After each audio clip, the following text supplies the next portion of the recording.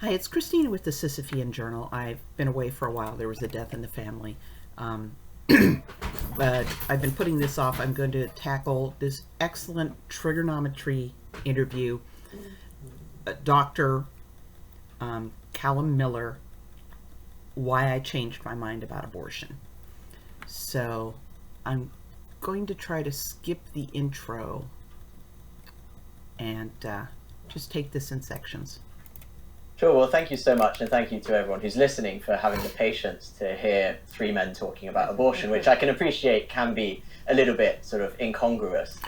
I don't think it's incongruous for men to be talking about abortion. First of all, roughly half of aborted babies are going to be male. So they were just as vulnerable in utero as women. Second of all, I think it's men are supposed to protect women and children. And I can think of there's no situation where a child is more vulnerable. And if you look at how abortion is actually practiced, the women are very vulnerable. So I don't see anything even anomalous in it. It's like saying, well, you don't own a dog, why are you upset about Michael Vick? You know, you don't have to have skin in the game to be wanting to protect the vulnerable. So I'm really grateful for you for having me here.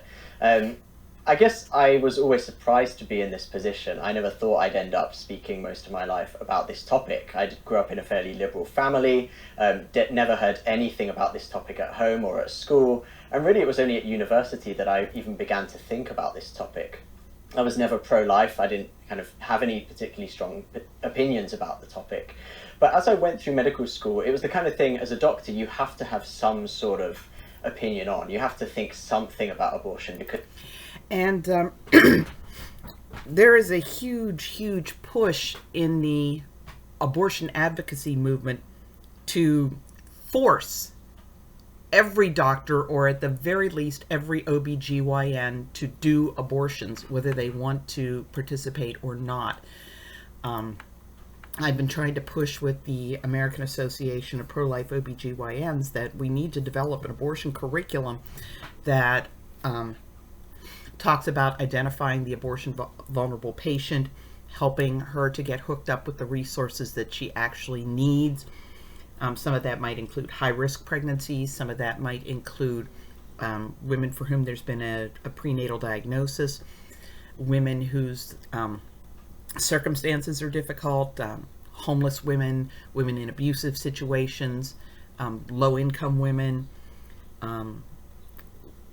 girls that are living in very strict families and have gotten pregnant when their parents do not approve. I mean, there's all these ways to identify the abortion vulnerable woman and to offer her the help she needs. I think that should be part of the training, certainly for any OBGYN, any emergency doctor, and even family doctors, identifying and responding promptly to abortion injuries. This could be important even for pediatricians, because, you know, some of these injured girls are, 12, 13 years old, and they've had abortions behind their parents' backs, and these doctors need to know how to determine that, yes, indeed, this is an abortion injury, and how to help the girl get the treatment she needs, while keeping her family unit, her family situation calm. They should be familiar, all OBGYNs should be familiar with abortion pill reversal and what to do with women who've had the laminaria inserted and then change their minds. So there is a lot of education that any doctor, regardless of his or her thoughts about participating in abortion, there's a lot you need to know in order to be able to practice medicine on women and girls in a responsible manner. There's a lot of understanding you have to have about abortion to do it well. Because you might be asked to refer for one or to take part in one and so on. And so it was something that I began to grapple with. And as I did this, I was kind of surprised, because I had always grown up as a fairly left-leaning person. I was someone who went to medical school because I wanted to look out for the most marginalized in the world. I went really to do global health work on HIV and AIDS because I thought those are the people who most need help in the world, or so I thought at the time, and of course they do need significant medical help and support in many poorer parts of the world. But as I went through medical school, I began to find that there was this argument that people came to me with, usually from America, and I admit to being somewhat influenced by Americans on this, but they came with persuasive arguments that really made sense to me. And so as I went through medical school, I began to think firstly about the reality of life in the womb, and I began to understand the scientific facts about how human life develops in the womb. I also began to look at the arguments, the ethical arguments, which you could look at from a reasonable or rational perspective, and I began to find those compelling. I also saw the reality of abortion and what it involves that I had never learnt before, and that was a surprise and a shock to me. And then finally, I saw the impact of abortion on women. I began to speak with women who'd had abortions or were considering abortions, and I began to see that the narrative that I'd been told about it was not actually true. And I think one of the most kind of shocking or illustrative things for me was in my obstetrics and gynecology placement, where we were doing a cesarean section on twin babies. And it was a really surreal moment because obviously being a medical student, I wasn't the main surgeon doing this operation. But I did get the privilege of pulling these babies out of their mummy's tummy. And that was a really surreal thing to do. But I kind of noticed, I pulled one baby out of the tummy and it was outside and it was a living, breathing human being. And of course there was one baby still inside. And I saw that transition from inside of the mother to outside.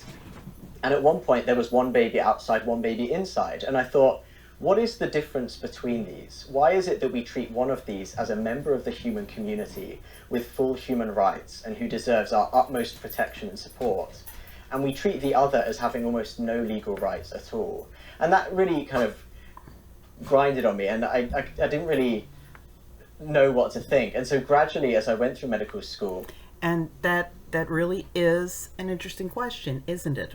Why is where that baby is so determinant of what value it has as a human being? And it struck him during a C-section, but you could look at during labor and delivery. According to the most extreme abortion advocates, a woman can deliver, let's say, she was a rural woman who never had any prenatal care, so she didn't know she was pregnant with twins. She delivers the first baby, and they say, oh, there's another one here. And she goes, well, I don't want that one. I want that one to be aborted. Now, according to the most consistent abortion rights argument, since that second twin is still in her body, she should have the right to insist on an abortion at that point. When the first twin has been delivered alive, she decided she doesn't want that second one. And according to that logic, you would be forcing her to be a mother of twins when she doesn't want to be a mother of twins if you refuse to abort that second baby. So this is something that really I wish abortion rights people would give a little bit more thought to. They talk about denying abortion as forcing motherhood. Watch that show, I Didn't Know I Was Pregnant. So, women who, for one reason or another, didn't realize they were pregnant until they were in labor, should the medical professionals surrounding them be obligated to do an abortion if the woman's like, no, wait, hold it, I have not had any chance to prepare for this, I don't want a baby? Just some thoughts that I wish pro-choice people would work through. I began to realize that this was an issue I had to take seriously. And I gradually came round to the position that actually abortion is something that is a societal failing that harms both the child and their mother.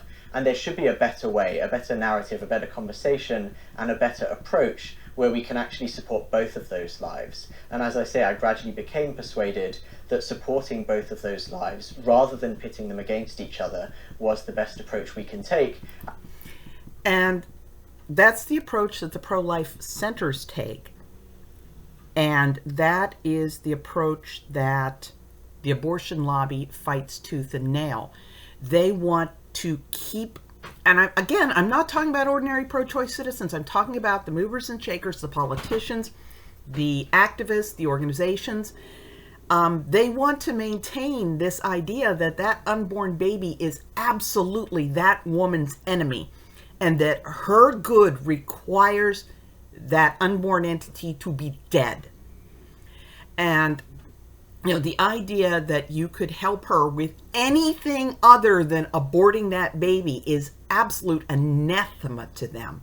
The idea that you would help her escape her abusive situation, that you help her get a better job, that you could help her get housing, that you could get her better medical care for her pregnancy complications, that you could get her hooked up with supports if she finds out her child's going to have a disability. The idea that you do these things, that you love both of them, that you assume that mothers and babies are not inherently enemies.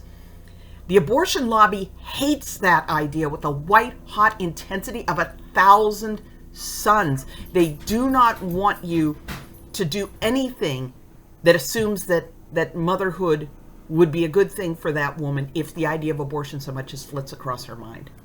As people who are concerned about the vulnerable and about human rights. Well, we'll talk about all of that in a second, but this is almost our first foray into this issue. I think we talked to Ella Whelan maybe a couple of years ago. Yeah, we did. Just for a brief period of time, and her position is the exact opposite of yours.